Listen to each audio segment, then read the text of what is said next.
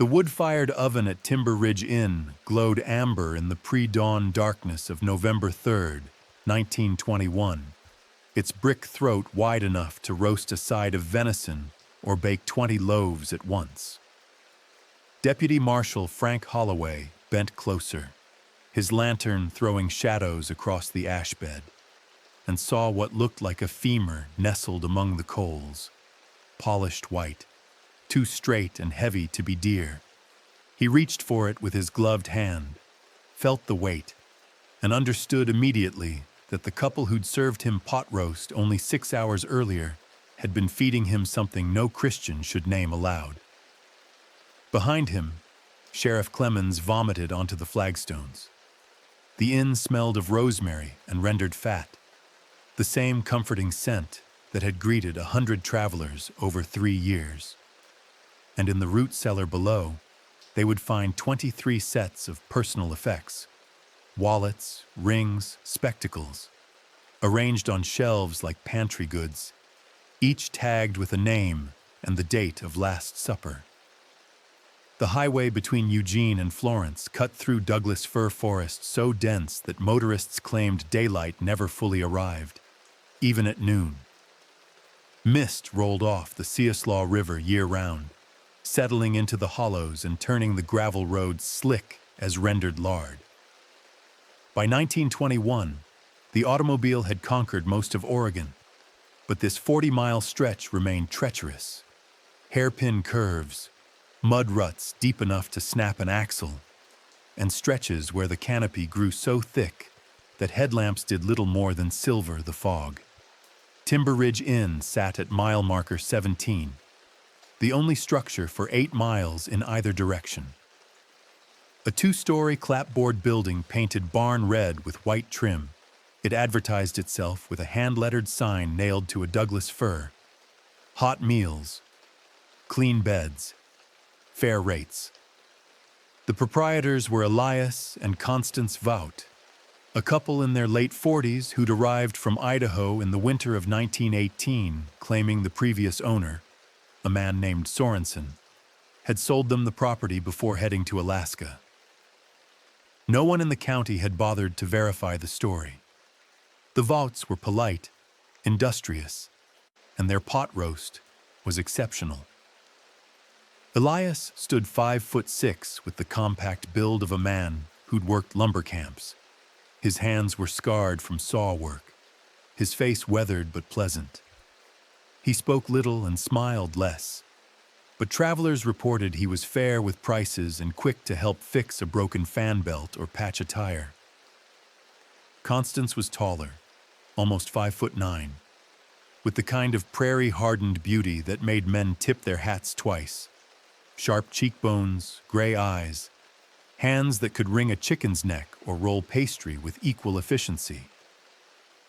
The inn catered to a specific clientele: traveling salesmen heading to the coast, loggers moving between camps, young men chasing timber work or fishing boats, occasionally a family, though most families avoided the route after dark. The Vaught's offered 4 guests, rooms upstairs, a dining room that seated 12, and meals served family style at 6 in the evening. Breakfast was extra, payment in advance. No one who ate there complained. The pot roast was legendary, so tender it fell apart with a fork. Seasoned with herbs, Constance grew in a kitchen garden, served with roasted root vegetables and thick gravy that guests sopped up with fresh bread. Men who'd eaten at the finest hotels in Portland claimed they'd never tasted better. Elias would emerge from the kitchen to refill coffee cups, his expression neutral, while Constance moved between tables with a carafe of something she called tonic wine, a dark, slightly bitter drink she claimed aided digestion. The first disappearance that anyone noticed happened in March of 1920. A salesman named Arthur Gaines, representing a shoe company out of Seattle, stopped at the inn on his way to Florence. His employer received a telegram saying Gaines had been delayed by weather, but would complete his route within the week. He never arrived. His sample cases were eventually found in a pawn shop in Coos Bay, sold by a man matching no description in particular. The investigation went nowhere. Salesmen went missing on bad roads all the time. The second was a logger named Tom Ridley in June. He'd been fired from a camp near Sweet Home and was heading west to try the coast. His sister in Eugene filed a missing person report after 3 months of silence. The sheriff's office noted it and filed it with a dozen others. Men walked away from their lives. It was the American disease. By October of 1921, the county had 7 open missing person cases involving men who'd last been seen heading toward or past Timber Ridge. No one had connected them yet. The distances were too great, the men too transient, the reasons for disappearing too plausible. What finally broke the pattern was a woman. Helen Marsh was 42, widowed 3 years, traveling from Eugene to her sister's home in Florence to help with a difficult childbirth. She left Eugene on the morning of October 28, 1921, driving a Ford Model T she'd inherited from her late husband. She was expected by evening. When she didn't arrive, her sister's husband, a mill supervisor named Donald Pruitt, telephoned the sheriff. Sheriff William Clemens was 58, a former railroad detective who'd won election on promises to clean up bootlegging. He took the missing woman report seriously in a way he hadn't taken the missing men reports. A woman driving alone was still uncommon enough to be noticed. A woman with family connections who could afford telephone calls and attorneys was different from a drifter who might be sleeping off drink in a Seattle flophouse. Clemens organized a search party the next morning. 6 men on horseback and 2 automobiles traveled the Eugene-Florence route, stopping at every structure. They reached Timber Ridge Inn at 11:30 in the morning. Elias Vought met them at the door, wiping his hands on an apron. Had they seen a woman driving a Ford, alone, the day before? Elias shook his head. They'd had 3 guests the previous night. All men, all loggers heading to the coast. He provided names that matched no records. The men had paid in cash and left at dawn. Constance appeared from the kitchen, her face showing appropriate concern. Such a terrible thing. A woman traveling alone. These roads were dangerous. Perhaps her automobile had gone off into a ravine. The search party moved on. They found Helen Marsh's Model T 2 miles west of the inn, nosed into a ditch, front axle cracked. No sign of the woman herself. Searchers combed the forest for 3 days. They found nothing. No body, no clothing, no indication she'd climbed out and walked. It was as if she'd vanished from the driver's seat. Deputy Marshal Frank Holloway, who'd been seconded from the federal office in Portland, had a question no one else was asking. If the automobile went into the ditch before it reached the inn, why hadn't Mrs. Marsh walked back to get help? The inn was closer than anything ahead, unless she'd already passed it, but the ditch was on the Eugene side. He returned to Timber Ridge Inn alone on November 2nd. Holloway was 31, a veteran of the Western Front who'd come home with a Purple Heart and a distrust of anything that looked too clean. He joined the marshal service because railroad work didn't satisfy the part of him that needed to see what people hid. He arrived at the inn just after 4 in the afternoon, as the autumn sun bled orange through the fir trees and mist began rising from the valley floor. Elias greeted him at the door. Holloway asked if he could rent a room and take supper. Elias hesitated, just a fraction of a second, before nodding. "One night, $6, meals included, payment in advance." Holloway paid and was shown to a room on the 2nd floor, small but clean. A narrow bed, a washstand, a window overlooking the woods. The floorboards were scrubbed pale. The walls smelled of lye soap. He tested the bed frame, opened the wardrobe, looked under the wash basin. Nothing unusual, except the wardrobe had fresh scratches on the inside of the door, as if someone had clawed at it from within. Supper was served at 6. Holloway was the only guest. He sat at the long table while Constance brought out the meal. Pot roast, roasted carrots and turnips, bread still warm from the oven, a gravy boat filled with something dark and rich. The meat was extraordinary, so tender it seemed to melt, seasoned with herbs he couldn't identify. He ate 2 helpings while Constance refilled his coffee and Elias watched from the kitchen doorway. "You're with the law," Elias said. "Not a question." Holloway nodded. "Marshal service, looking into the missing woman?" "Terrible thing. You find anything?" "Not yet." Holloway sipped his coffee. It tasted faintly medicinal. "You serve pot roast. Often?" "Most nights. It's what travelers want. Something warm and filling." "Where do you source your meat?" "We buy cattle from a rancher in Mapleton. Sometimes venison when hunters pass through." Constance brought out a slice of pie. Apple, fragrant with cinnamon. Holloway ate it slowly, watching them both. Elias had returned to the kitchen. Constance cleared plates with the efficiency of someone who'd worked hotel dining rooms, but her eyes kept darting to the window, as if checking for something in the gathering dark. "You two been here long?" Holloway asked.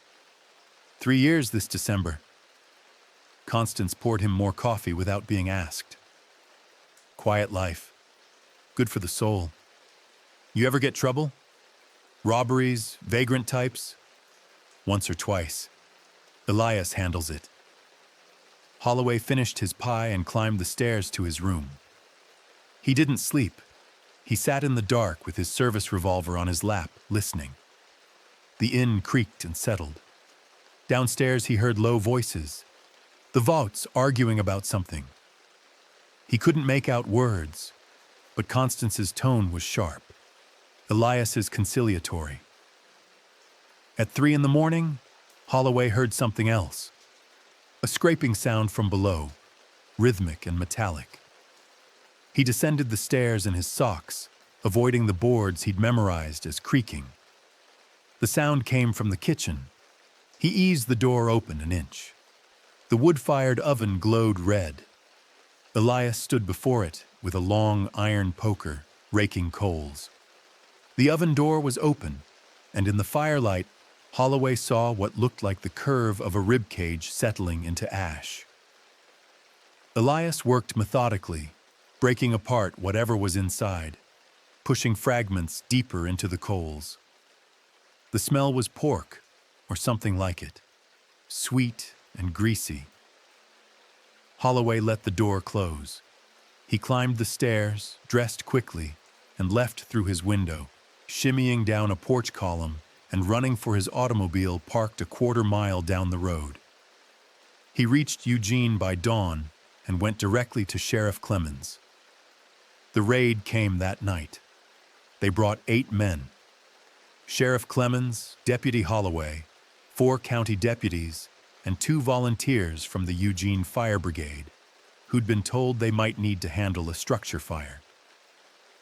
They arrived at Timber Ridge Inn at 7:43 p.m. on November 3rd, 1921, 3 automobiles running with headlamps dark until the final approach. Elias Vought answered the door with a dish rag in his hand. He looked at the assembled men, and his expression didn't change. No surprise, no fear, just a kind of flat recognition. He stepped aside without being asked. Constance appeared at the top of the stairs, still dressed in her kitchen apron, and descended slowly, her hands loose at her sides. "We're searching the premises," Clemens said. "You're both detained." "On what charge?" Elias's voice was calm. "Suspicion of murder." Constance laughed. A single, sharp sound. "You'll need more than suspicion." The search started in the guest rooms. Empty, clean, nothing of note except those scratches in the wardrobes. Present in 3 of the 4 rooms, all on the inside of doors, all at shoulder height. The deputies moved to the Vaught's private quarters. More nothing. Clothes folded neatly in a bureau, a bed made with military precision, a bookshelf holding a Bible, a copy of the Virginian, and a ledger. Holloway opened the ledger.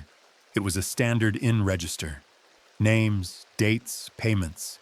He flipped through 3 years of entries, dozens of names, all men except for 2. One of those names was Helen Marsh. Entered on October 28th, room 3 paid $6. Holloway showed it to Clemens. She stayed here. We told you she didn't, Elias said. He stood in the doorway, still holding that dish rag. Someone must have forged it. The deputies moved to the kitchen. The wood-fired oven dominated one wall, brick and iron, built deep into the structure. Holloway had them rake out the coals. In the ash bed, they found bone fragments. A deputy with medical training examined them and went pale. These are human. Femur, tibia, multiple individuals. They found the cellar entrance behind a shelf of preserves in the pantry. A trap door, hinged with new iron. Elias didn't protest when they opened it. He watched with that same flat expression as Clemens descended with a lantern. The cellar was dry, lined with stone, about 15 feet square. Shelves ran along 3 walls. On those shelves sat personal effects organized with the care of a museum exhibit. Wallets, each containing identification papers, pocket watches, eyeglasses, wedding rings, women's hairpins. A leather purse with Helen Marsh's name embossed inside. Everything was tagged with a slip of paper noting a name and date. Clemens counted 23 sets of effects. The dates ran from February of 1919 through October 28, 1921. Some names matched missing person reports. Most didn't. Men who'd never been reported missing because no one had been looking. In the corner sat a metal trunk. Inside were clothes, shirts, trousers, dresses, all cleaned and folded. And beneath the clothes, wrapped in oilcloth, were butcher's tools. Cleavers, bone saws, skinning knives, all recently sharpened, all showing trace residue that would later test as human blood. Above the cellar, Constance Vought said, "You should arrest us now, before this becomes more difficult for everyone." They were taken to the Lane County Jail in Eugene and separated. Elias Vought asked for a lawyer. Constance Vought asked for coffee and a cigarette, then told them everything. The confession began at 9:22 p.m. and lasted until 3:30 in the morning. A court stenographer recorded it. Sheriff Clemens and Deputy Holloway took turns asking questions. Constance answered with a directness that unnerved both men. No tears, no hysteria, no attempts to minimize. She spoke about murder the way another woman might discuss canning tomatoes. The Vaught's had arrived in Oregon in January of 1919, not from Idaho, but from a failed homestead in eastern Montana. They'd lost everything to drought and debt. The real owner of Timber Ridge Inn, a Norwegian named Sorensen, had indeed gone north, but not to Alaska. He was buried under the kitchen floor. They'd killed him the second night after arriving, when he'd threatened to report them to the sheriff for squatting. "We didn't plan it," Constance said, lighting her second cigarette from the stub of her first. "But once it was done, we realized something. No one knew us here. No one was coming to check on Sorensen. We had a building, a business, and a road full of people nobody would miss." The first deliberate killing happened in February. A drifter named Jack Talley, heading to Portland, stopped for a meal. Elias drugged his coffee with laudanum purchased from a pharmacy in Florence under a false name. Tally collapsed in the dining room. They dragged him to the cellar, bludgeoned him with a firewood axe, butchered him in a wash basin, and burned the remains in the oven over 2 nights. "We were starving," Constance said. "The inn wasn't making money. We had no credit in town. We needed meat to serve if anyone else came through. So we used what we had." She said this without irony, without shame, as if it were a problem of inventory. The second victim was easier, a logger in March, then another in May. By summer of 1919, they'd refined the process. Identify solitary travelers, serve them drugged food or drink, kill them quickly, butcher them cleanly, burn the bones, keep the possessions as insurance. If questions ever arose, they could prove the victims had been somewhere else, using their identification papers to send telegrams or pawn their belongings in distant cities. "We learned from the first one that you can't serve it immediately," Constance explained. "The texture is wrong. You have to cure it, age it, treat it like venison. 3 to 4 weeks if you do it right. Then it's indistinguishable." Clemens interrupted. "You fed human meat to guests." "Not always. We still bought beef when we could afford it. But yes, most of the time, that's what we served." "People ate it and didn't notice?" "People believe what you tell them. You say it's pot roast. Serve it with gravy and rosemary. They taste pot roast. The mind fills in what it expects." Holloway asked about Helen Marsh. Constance's expression flickered, something almost like regret. "That one was a mistake. We usually avoided women, too much attention when they disappear. But she stopped at twilight, her automobile already damaged. Said she'd hit a hole in the road, needed to use the telephone. We didn't have a telephone. Elias told her he could fix the axle in the morning, offered her a room. She accepted. They drugged her tea. She collapsed in the dining room. Elias carried her to the cellar. They killed her the same way they'd killed the others, blow to the back of the head, quick and efficient. But the automobile was a problem. They couldn't leave it near the inn. Elias drove it 2 miles west and nosed it into the ditch, then walked back through the woods. We knew it would bring attention. We thought we'd have time to leave before anyone connected it to us. But you came back too fast." Constance looked at Holloway. "You didn't eat enough to affect you. Most people finish 3 servings. You only had 2. The laudanum in the food, the tonic wine. All of it dosed carefully to induce drowsiness or unconsciousness without immediate suspicion.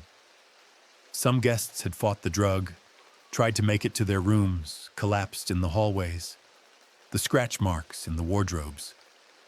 They woke up locked in," Constance said. "Realized what was happening, tried to get out. We always waited until morning to finish it. Easier when they'd exhausted themselves." Clemens asked the question everyone wanted answered. "Why keep doing it? You had the inn. You could have run a legitimate business." Constance crushed her cigarette and immediately lit another. For the first time, her composure cracked. "You think we haven't asked ourselves that?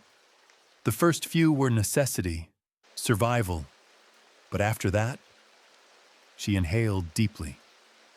"After that, it was easier than the alternative. Easier than scraping by. Easier than begging credit from bankers who'd spit on us.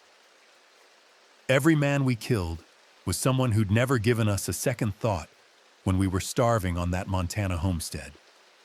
Every rich salesman, every logger with cash in his pocket, every person who passed through and didn't see us as human. We took back what the world refused to give. Vengeance, not hunger. Not after the first year." The confession hit the Eugene Guard on November 5th. By November 7th, it had reached the Oregonian, the San Francisco Chronicle, and the Wire services.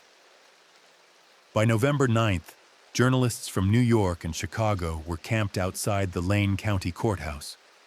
The term pot roast killers appeared in the first sensational headline and stuck. Eugene, a city of 15,000, reeled. Dozens of families realized they'd eaten at Timber Ridge Inn. Some had done so multiple times.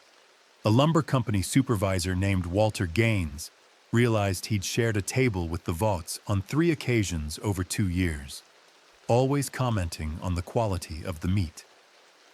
His brother Arthur, the missing salesman, had last been seen heading to Florence in March of 1920.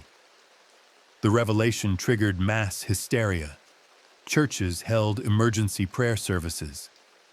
The city health officer issued a statement assuring residents that anyone who'd eaten at the inn was not in danger.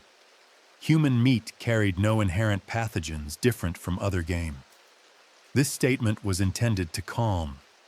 Instead, it made everything worse. People vomited from psychosomatic revulsion. Families refused to eat beef. A butcher shop in Eugene was vandalized after a rumor spread that it had purchased meat from the Vaught's. 3 men who'd worked with the Vaught's faced vigilante threats. A delivery driver who'd brought supplies to the inn had his house burned. A rancher who'd occasionally sold them cattle received death threats. The complicity panic spread like fever. Who had known? Who had helped? Who had looked away? The answer, uncomfortable and unavoidable, was that everyone had looked away. 7 missing person reports over 3 years, all of them men traveling the same stretch of road. No one had connected them because no one had wanted to. Missing men were a paperwork problem, not a crisis. The system had failed because the system was designed to ignore certain kinds of victims. Reverend Thomas Alcott of the First Presbyterian Church gave a sermon on November 13th that tried to address the communal guilt. We ask ourselves how such evil could flourish in our midst. But evil flourishes when good people decide that someone else's suffering is not their concern. Those men who died were strangers to us, and so we gave their disappearances no weight. We are all complicit in our indifference. The sermon was not well received. Most congregants wanted a simpler story. Monsters in human skin, aberrations, evil that could be locked away and forgotten. The idea that their own disregard had enabled the Vaught's was too heavy to carry. What would you do if someone you passed on the road went missing, and the investigation felt like more effort than it was worth? Would you push for answers, or trust the authorities were handling it? Elias Vought remained silent for 6 days after his arrest. His lawyer, a Portland attorney named Harrison Beale, advised him to say nothing. But on November 9th, Elias requested a meeting with Deputy Holloway. No lawyers, no stenographers, just the 2 of them. They met in an interrogation room at 8 in the evening. Elias looked diminished in jail clothes, his compact frame seeming almost frail under the electric bulb, but his eyes were steady. "You're the one who figured it out," Elias said. "That deserves an honest conversation." Holloway said nothing, waiting. "My wife told you we started from hunger. That's true, but it's not the whole truth." Elias folded his hands on the table. "In Montana, we had neighbors, homesteaders like us. They had food stored, and we didn't. I asked to buy some. They refused, said we should have planned better. 2 weeks later, we found their son, 8 years old, frozen in a ditch. He'd wandered off during a storm. We buried him, told them we were sorry. They blamed us anyway. Said if we'd been real neighbors, we would have found him sooner." He paused, looking at the wall. "When we left Montana, we weren't fleeing drought. We were fleeing charges. Someone claimed we'd stolen cattle. We hadn't. But accusation is proof when you're poor. We ran. Got to Oregon with nothing. Sorensen let us stay one night. Then he saw how desperate we were and threatened to turn us in for vagrancy, unless Constance. Elias trailed off. He made a suggestion she couldn't accept. So you killed him. So I killed him. And when it was done, I realized no one would come looking. No one cared about him either. He was a bachelor running an inn in the middle of nowhere. His family in Norway hadn't written in years. We buried him and became him. Elias leaned forward. Every person we killed after that, they reminded me of someone. The salesman who wouldn't buy from us in Montana. The banker who foreclosed. The sheriff who looked at Constance like she was property. I'm not saying they were those people, but they were the same type. And every time we served one of them to the next traveler, I felt like I was feeding the world its own poison. It was the closest thing to philosophy Elias offered. Not justification, but a grim logic. The Vaught's had created a closed system where the predatory class cannibalized itself without knowing. Traveling men, confident in their own importance, eating the flesh of traveling men who'd been equally confident last month. Did you feel guilt? Holloway asked. Elias considered. Not the way you mean. I felt something. But guilt implies you think you did wrong. I'm not certain we did. We survived. They died. That's the contract the world wrote. We just enforced it. The conversation ended there. Holloway left feeling colder than when he'd entered. The trial began on January 9th, 1922. The prosecution was led by District Attorney Samuel Morton, a man known for thoroughness and a deliberate courtroom manner. The defense, despite Attorney Beale's skill, had an impossible task. The Vaught's had confessed. The physical evidence was overwhelming. The only question was whether they would hang. The trial lasted 11 days. Over 80 exhibits were entered into evidence. Among them, the cellar ledger listing 23 victims by name and date. The entries were in Constance's handwriting, meticulous as a recipe book. Some included notations. Yielded 32 pounds usable. Tough, possibly overworked. Require longer curing. Bone fragments recovered from the oven. A forensic expert from the University of Oregon testified they belonged to at least 6 individuals, including one consistent with Helen Marsh's skeletal proportions. The trunk of butcher's tools. Each knife and saw bore microscopic tissue residue. Blood typing tests, still new science in 1922, indicated human origin. Photographs of the wardrobe scratches, deep gouges in wood, showing the panic of someone who'd woken drugged and trapped. Testimony from guests who'd survived dining at the inn. A logger named Pete Rawlings testified he'd eaten there in September and felt strange afterward. Dizzy, confused, barely able to drive. He'd attributed it to bad moonshine. Now he understood. The laudanum bottle purchased in Florence under the name Mrs. Ellen Voss. The pharmacist identified Constance from a photograph, but the most damning piece came from the cellar itself. Behind a loose stone, investigators found a journal belonging to Constance. 50 pages of entries detailing not just the mechanics of murder, but her thoughts. February 9th, 1919. First one was hardest. Second was easier. Wonder if the third will feel like routine. August 4th, 1920. Elias worries we've become what we fled. I tell him we've become what we needed to become. October 20th, 1921. The inn is a kind of church. People come seeking comfort and leave transformed. We are the sacrament. The journal was read aloud in court. Several jurors wept. Constance sat motionless through it, her face giving nothing away. The defense argued insanity. that the trauma of poverty and isolation had broken something fundamental in both defendants. A psychologist testified that prolonged starvation could induce moral disintegration. It was a thin argument, and no one believed it. The prosecution's closing argument took 3 hours.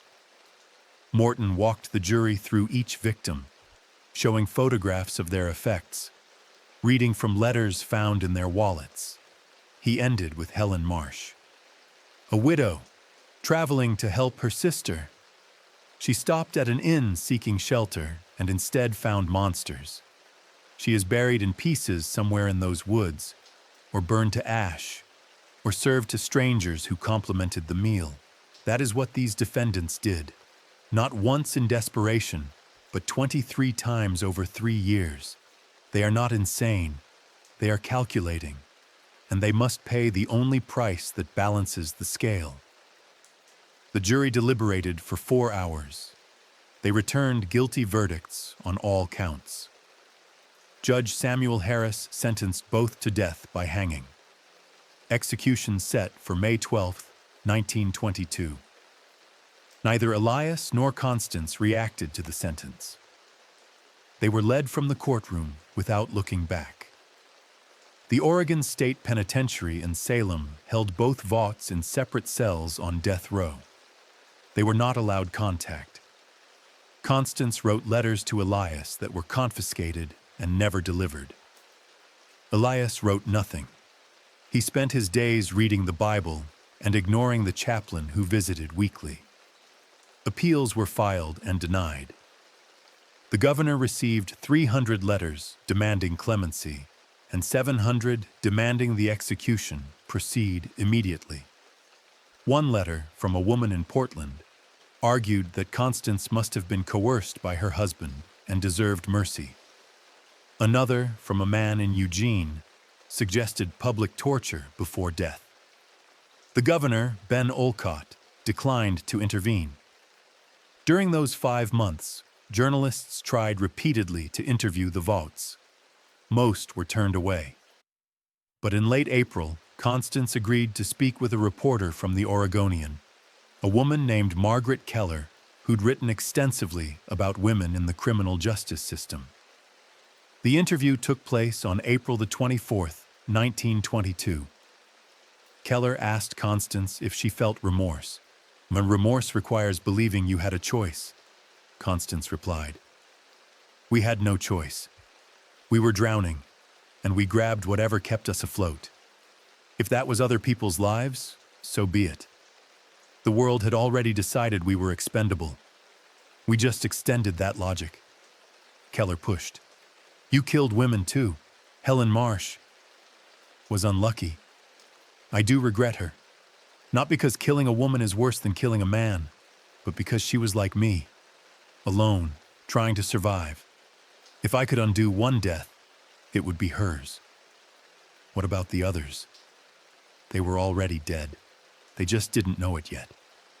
Men like that, traveling alone, nobody waiting for them, living hand to mouth. They were ghosts before we ever touched them. We gave their deaths meaning. We fed other travelers. We kept the inn running. They became part of something larger than their own pointless drifting. The interview was published on April 27th. Public reaction split. Some saw it as monstrous rationalization. Others, particularly women who'd known poverty, admitted a disquieting recognition. The world did treat certain people as disposable. The Vaught's had simply said it aloud. Elias never gave interviews, but he sent one letter to his sister in Montana, a woman named Ruth he hadn't contacted in 5 years. The letter was intercepted and later released to the press. It read, in part, I won't ask forgiveness. You wouldn't give it, and I don't want it. But I need you to know we weren't devils. We were people the world broke, and we broke back. If there's a God, maybe he'll understand that. If there's not, then none of this mattered anyway. The letter was his only public statement. On May 7th, 1922, 5 days before the scheduled execution, Timber Ridge Inn burned to the ground. The fire started at 2:13 in the morning and was discovered by a passing motorist who saw flames through the trees. By the time the volunteer fire brigade arrived from Eugene, the structure was fully engulfed. Arson investigators found evidence of accelerant. Kerosene splashed across the kitchen and dining room. No suspects were identified, no arrests made. But everyone understood the message. Someone wanted that building erased. Whether it was a family member of a victim, a guest who'd eaten there, or just someone who needed to believe evil could be purified by fire. The inn was gone. The oven collapsed into the foundation. The cellar caved in. Constance's garden was scorched black. Only the stone chimney remained standing, a solitary marker in the ashes. Sheriff Clemens investigated but made little effort. He told reporters, "Sometimes a community needs to bury its ghosts. Can't say I blame whoever did this." The destruction of the inn didn't change the legal proceedings, but it changed the emotional landscape. With the building gone, the horror felt more containable. A story with an ending. Monsters in a place that no longer existed. On May 10th, 2 days before execution, Constance requested a meeting with the warden. She had a favor to ask. She wanted to see Elias one last time. The warden denied it. Death row policy prohibited inmate contact. Constance then asked if she could write him a letter that would actually be delivered. The warden agreed. She wrote 3 pages. The letter was sealed and given to Elias on the morning of May 11th. He read it alone in his cell and asked the guard to burn it afterward. The guard later told a journalist he'd glanced at the first paragraph before burning it. It began, "We did what we had to. Never doubt that. Never regret." That afternoon, Constance had a second request. She wanted to know what would happen to their bodies after execution. The warden explained they'd be buried in the prison cemetery in unmarked graves, per standard protocol for executed criminals. Constance nodded. "Good. No markers? No names? Let us disappear the way they did." She spent her final night awake, sitting on her cot, staring at the wall. When the chaplain offered prayer, she declined. "I made my peace a long time ago. It's not with God." Elias spent his final night the same way he'd spent every other, reading. He finished the book of Job and left it open on his cot. The executions were scheduled for dawn. Constance first at 6 a.m., Elias 30 minutes later. Oregon law required separate hangings. Witnesses included Sheriff Clemens, Deputy Holloway, District Attorney Morton, the warden, a physician, 2 journalists, and 3 men who'd lost family members to the Voughts. Constance was brought to the gallows at 5:58. She wore a plain gray dress provided by the prison. Her hair was pulled back. Her hands were bound behind her. She walked steadily up the 13 steps, refusing assistance. The executioner, a man whose name was never released, placed the noose. The warden read the death warrant. "Any final words?" Constance looked at the witnesses. "You'll eat each other soon enough. You won't even need a reason." The trap dropped at 6:04. Death was instantaneous. Elias followed at 6:32. He climbed the steps without expression. When asked for final words, he said only, "We were hungry." The trap dropped at 6:37. The bodies were cut down, examined by the physician, and buried before noon in graves separated by 100 yards. No services were held. The locations were not marked on any prison map. By evening, the press had dispersed. The story was over.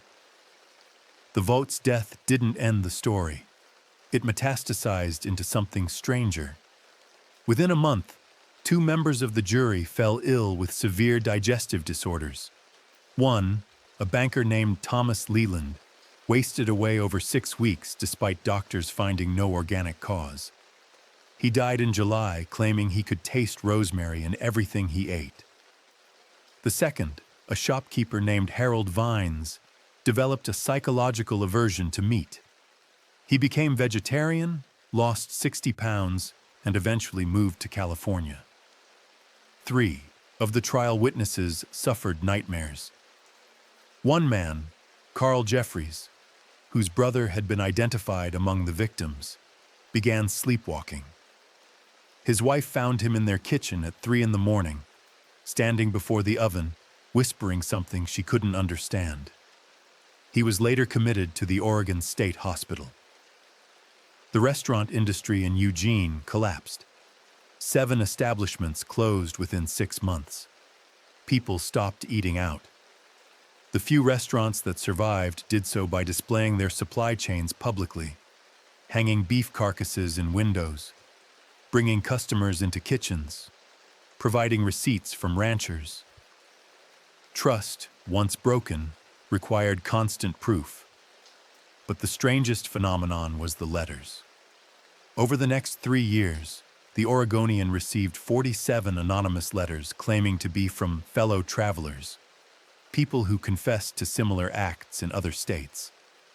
Montana, Idaho, Nevada, remote inns and roadside diners where proprietors fed their guests something more than advertised. Most were hoaxes, some were probably real. A retired U.S. Marshal named William Garrett spent 5 years investigating these claims. He identified 3 other cases between 1917 and 1923 where innkeepers were suspected, but never proven, of murdering guests. 1 in Wyoming, 1 in Northern California, 1 in British Columbia. The pattern was consistent. Remote locations, transient victims, excellent food, no bodies. Garrett published his findings in a 1928 monograph titled The Cannibal Hostelries of the American West. It sold poorly and is now a collector's item. His conclusion: the Vaught's were not unique. They were simply the ones who got caught. In 1953, a surveyor working for the Oregon Department of Transportation discovered something while mapping the Eugene-Florence Highway for widening. At the site where Timber Ridge Inn had stood, now just a cleared lot overgrown with blackberry, his ground-penetrating radar detected anomalies. 11 separate locations showing density consistent with buried remains. The state declined to excavate. The official reason was cost. The real reason was public relations. 30 years had passed. Everyone involved was dead or old. Digging up bones would reopen a wound Oregon had worked hard to scar over. The surveyor, a man named Donald Chen, leaked his findings to a Portland newspaper. The story ran on page 9 and generated no follow-up. By the 1950s, the Vaught's were a footnote, a gruesome anomaly from a rougher era. But in Lane County, memory persisted differently. Families with roots in 1921. Eugene still didn't talk about the inn. Children were told vague warnings about the stretch of highway where it had stood. The local historical society omitted the Vaught's from its published county history. It was a communal decision to forget, or try to. The site remains undeveloped. In 2007, a developer proposed building a rest stop there. Public opposition killed the project within weeks.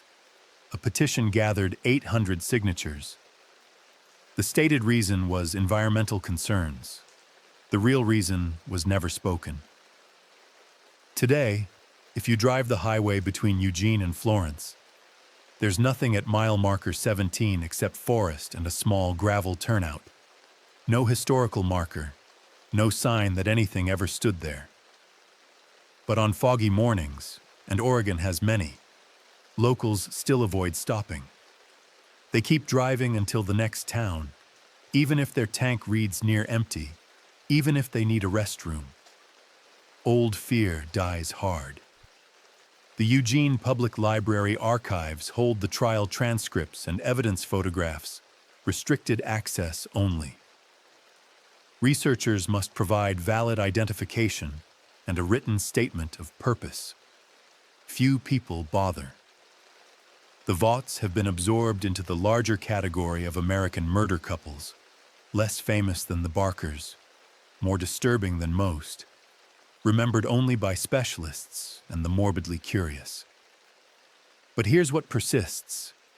Every few years, a hiker exploring the overgrown foundation claims to smell wood smoke and rosemary, though no fire burns. Every few years, someone driving that stretch at twilight sees what looks like lamplight through the trees, though no structure stands. And every few years, the Oregon State Police receives a missing person report for someone last seen heading west on that highway, though those cases always resolve. People turn up in Portland or Seattle, delayed but safe, or almost always. Subscribe if you want the next deep dive.